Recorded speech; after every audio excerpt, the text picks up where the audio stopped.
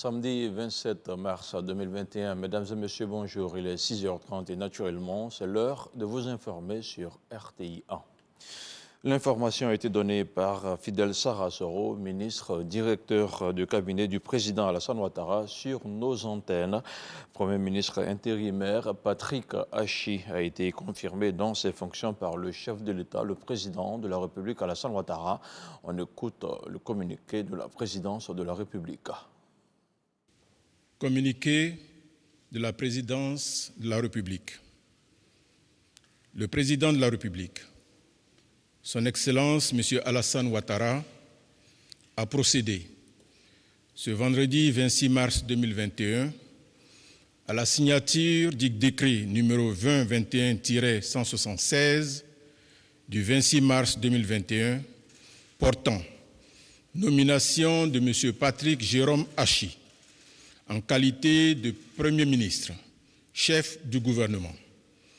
Le président de la République demande au Premier ministre de lui proposer un nouveau gouvernement dans les meilleurs délais, fait à Abidjan le vendredi 26 mars 2021. Je vous remercie. Confirmé, Premier ministre Patrick Hachi devra, dans les plus brefs délais, proposer un gouvernement au président de la République. Le portrait du nouveau chef du gouvernement avec Gabriel Zani. Patrick Jérôme Hachi est depuis ce vendredi 26 mars le nouveau Premier ministre de Côte d'Ivoire. Il vient d'être nommé par décret présidentiel. Aussitôt nommé, aussitôt travail, le Premier ministre doit former un nouveau gouvernement. Mais il est une chose qui rassure, selon les avis, Patrick Hachi est un génie du management dans la gestion des affaires de l'État. Cette performance, il la doit à ses différents parcours. À 66 ans, le Premier ministre cumule une maîtrise de maths physiques obtenue à l'université de Cocody à Abidjan, un diplôme d'ingénieur de l'École supérieure d'électricité et un master en management obtenu à l'université de Stanford aux États-Unis. Sa carrière professionnelle débute en 1983 dans le secteur privé. Ce sont 17 ans qu'il passera en tant qu'entrepreneur et consultant en stratégie et gestion. Fort de ses expériences, Patrick Hachi crée en 1992 sa propre société de consultance en management. C'est en 1997 qu'il entre dans l'administration publique. De conseiller chargé de la réforme du secteur des énergies à la fonction de ministre des infrastructures économiques, Patrick Hachi travaille tour à tour au ministère de l'Énergie, au cabinet de Seydou Eliman Diarra, Premier ministre ivoirien de 2003 à 2005. Il occupe pendant longtemps le portefeuille du ministère des Infrastructures économiques. Et en janvier 2017, quand Amadou Gon Coulibaly devient Premier ministre, Patrick Hachi lui succède au poste de secrétaire général à la présidence. Des échelles gravies grâce à son travail et son parcours politique n'en dira pas moins. Réélu député d'Azopé pour la 3e fois de façon consécutive lors des dernières législatives et président du conseil régional de la Mai depuis 2013, le Premier ministre est aujourd'hui l'épine dorsale du projet de société et du programme de gouvernement du RHDP, parti duquel est sorti le PDCI dont était membre Patrick Hachi. Son engagement, ses choix politiques portés vers le développement lui ont valu d'intégrer les hautes instances du Parti des oufritistes, en l'occurrence le directoire du RHDP. Entre la politique et la gestion des affaires dont il a désormais la charge, il y a un pont. Et c'est l'esprit d'ouverture dont a su faire preuve le chef du gouvernement durant ses années au service de l'État. Fervent catholique, le Premier ministre Patrick Hachi sait se montrer modéré, conciliant.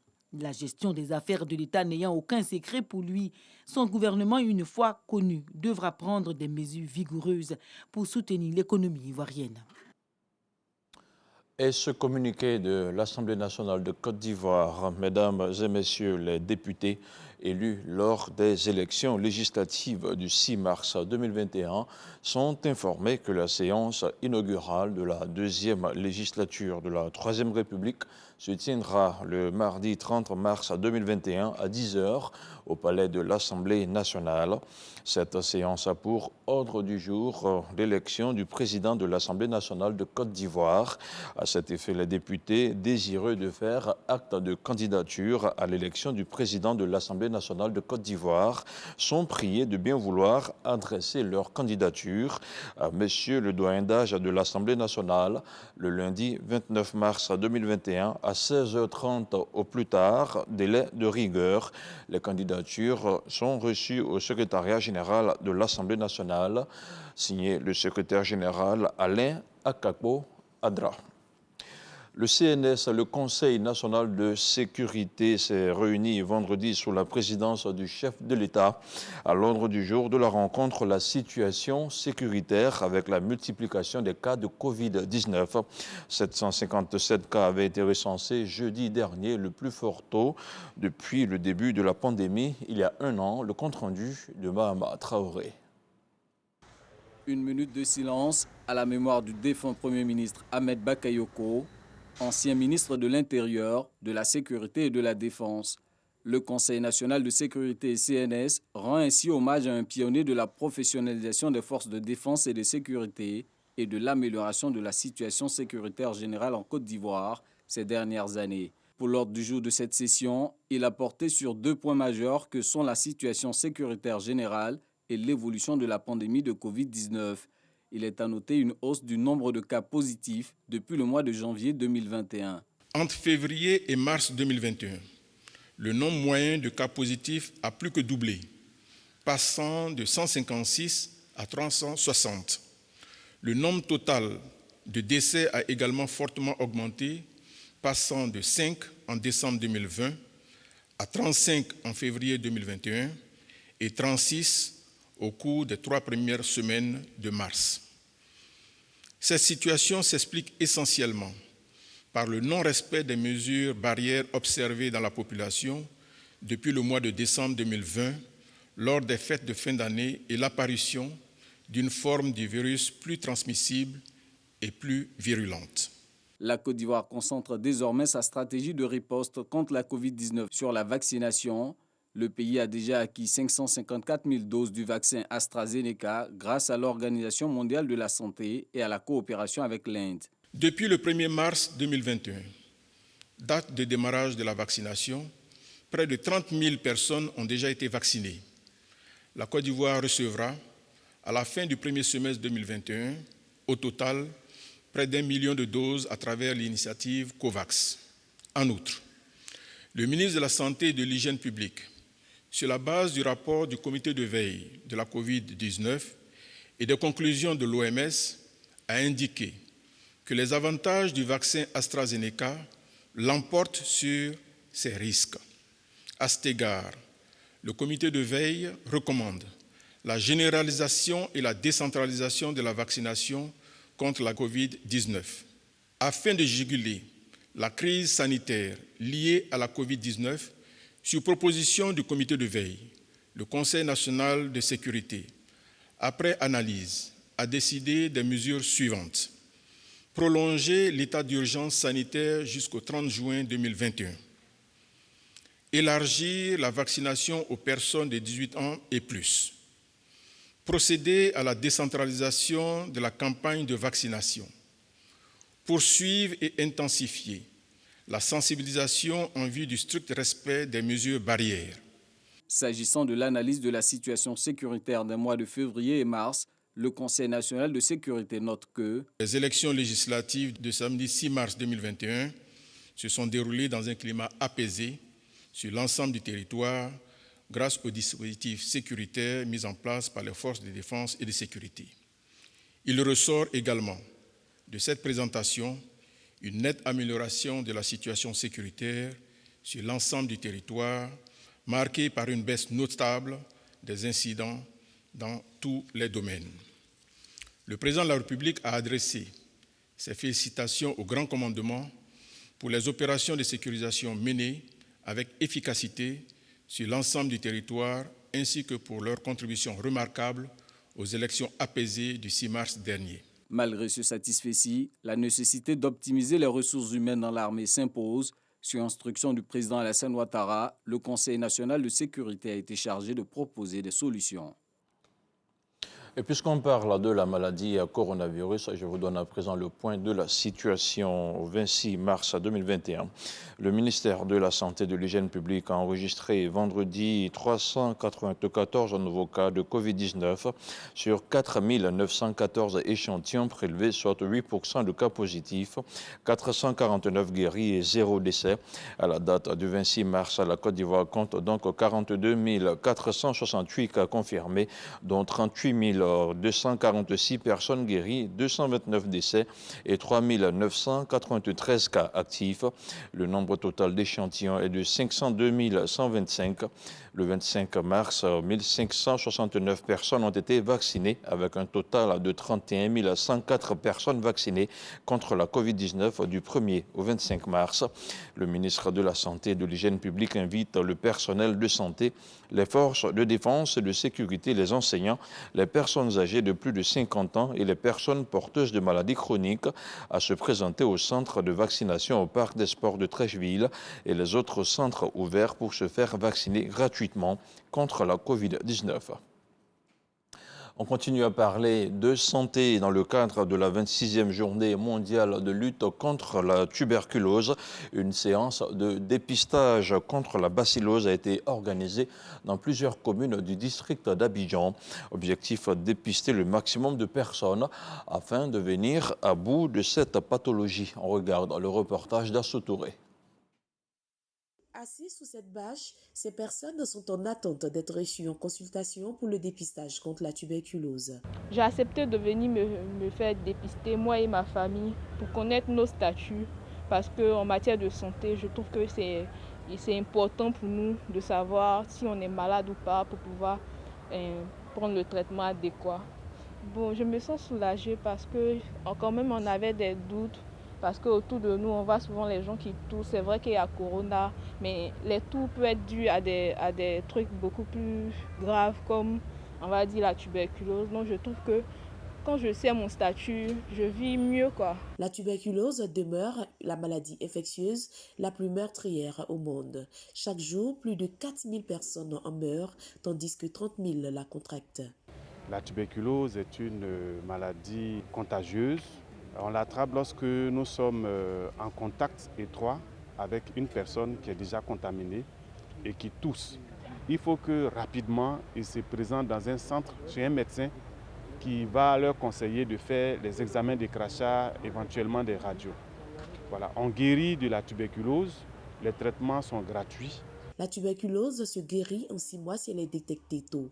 Raison pour laquelle Alliance Côte d'Ivoire multiplie les actions de formation et de sensibilisation sur le terrain. L'OMS nous demande d'être à 90% de succès thérapeutique, c'est-à-dire que sur 100 personnes qui sont dépistées, il faut au moins que 90 arrivent à retrouver la santé. Nous sommes à 86%.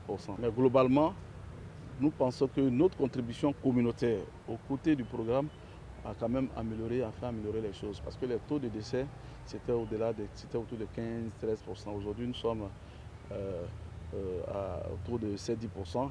Parce qu'il y a similitude entre les signes de la Covid-19 et celle de la tuberculose, à l'occasion de la Journée mondiale de lutte contre la tuberculose, Alliance est accompagnée d'une autre structure. La tuberculose et la Covid-19 ont les mêmes modes de transmission. Au niveau de nos activités, nous apportons des cache-nez à la population pour lutter contre la Covid et en même temps la tuberculose. L'incidence de la tuberculose en Côte d'Ivoire est estimée à 137 cas pour 100 000 habitants. L'horloge tourne, c'est le thème de cette 26e édition de la Journée mondiale de la lutte contre la tuberculose, comme pour rappeler l'implication de tous afin de bouter hors de nos frontières cette maladie mortelle. Du sport, du football, à présent, grâce à un but des passes décisives de Serge Aurier, la Côte d'Ivoire a battu le Niger 3-0 hier vendredi au stade Séné-Kountché de Niamey. Les éléphants ont donc validé leur billet pour la phase finale de la Coupe d'Afrique des Nations qui se tiendra au Cameroun en 2022. Le résumé du match avec Arsène Kouassi et Jean-Sylvain Ressot. Gagner impérativement afin d'assurer sa qualification pour la CAN 2022. Tel est l'objectif des éléphants au coup d'envoi de cette rencontre face au Niger. Une tâche certes difficile, mais pas impossible pour les poulains du sélectionneur Patrice Baumel, qui ouvre le score après seulement 25 minutes grâce au capitaine Serge Aurier. L'affaire est bien embarquée pour Serge Aurier et ses coéquipiers qui maintiennent le rythme. Et lorsque l'occasion se présente, Max-Alain Gradel fait le break juste après la demi-heure. Un avantage que les pachydermes conservent jusqu'à la pause. Les éléphants de Côte d'Ivoire accentuent la pression en seconde période. Wilfried Canon profite d'un bon centre de Serge Aurier pour porter le score à 3-0. Grâce à ce succès éclatant, la Côte d'Ivoire obtient son billet pour la CAN 2022 au Cameroun. La prochaine sortie des éléphants en match comptant pour la 6e et dernière journée des éliminatoires de la CAN aura lieu mardi et ce sera face à l'Éthiopie. Les éléphants de Côte d'Ivoire qui seront donc au Cameroun pour défendre nos couleurs nationales. Football toujours. La Ligue 1 ivoirienne démarre ce week-end. La première affiche opposera l'ASEC Mimosa à l'équipe du Bouaké Football Club. Mais avant le coup d'envoi, les présidents du club ont rencontré le comité de normalisation. Le bilan de la saison écoulée et la question de la subvention de la saison 2021 ont été abordés. Le compte-rendu de Jean-Sylvain Resso. Après le travail, vient la récompense. La maxime est bien appliquée par le comité de normalisation de la FIFA qui remet le chèque de 20 millions de francs CFA au président du Racing Club d'Abidjan, champion de Côte d'Ivoire 2020. C'est un mois qu'on attend depuis très longtemps. Depuis le mois de mars dernier, ça fait un an maintenant que le football est à l'arrêt. Il n'y a pas d'entrée d'argent, c'est-à-dire une joie de recevoir un peu. Pour pouvoir prolonger un peu les dettes et essayer de relancer la machine. Avant ce geste d'encouragement, le CONOR FIFA et les présidents de clubs de Ligue 1 ont enfin trouvé un accord au sujet de l'épineuse question des droits télé. Au lieu de 70 millions, elle fera l'effort de lui donner 55 millions, à part ce que l'ONACI va apporter comme subvention. Donc pour nous, on dit que c'est déjà bon. 10 millions, c'est une avance par rapport à ce que la FIFA a actuellement dans ses fonds. Elle nous a donné une information qui nous donne quand même froid au dos. Ben, on attend d'avoir la confirmation ou l'issue de ces négociations avec une banque et puis on verra bien pour la suite. Vous savez qu'on ne peut pas relancer une activité quand il n'y a pas d'apport extérieur, s'il n'y a pas de nouvelles richesses. Et c'est cette richesse-là que l'État doit venir en appui à ce comité de normalisation. Si les avis divergent concernant la première partie des droits télé versés au club, tous sont impatients que le ballon soit enfin au centre du terrain. Place à présent à l'actualité internationale. À Djibouti, la campagne électorale pour la présidentielle du 9 avril a démarré hier vendredi. Deux candidats sont en lice. Le président sortant Ismaël Omar Guelleh au pouvoir depuis 1999 et qui brigue un 5e mandat. Face à lui, Zakaria Ismaël Farah, un homme d'affaires, président du parti MDEND. Le reste de l'opposition a décidé de boycotter le scrutin. Et puis l'Iran et la Chine doivent signer ce samedi 27 mars à Téhéran un accord de coopération stratégique et commerciale sur 25 ans. Il s'agit d'un accord en discussion depuis plusieurs années selon le porte-parole du ministère iranien des Affaires étrangères. Ce pacte comportant des clauses politiques, stratégiques et économiques doit être signé à l'occasion de la visite du ministre chinois des Affaires étrangères, arrivé vendredi soir à Téhéran. Voilà, c'est tout pour ce 6h30. Merci à vous tous de l'avoir suivi. L'information continue sur le www.rti.ci. À demain, 6h30.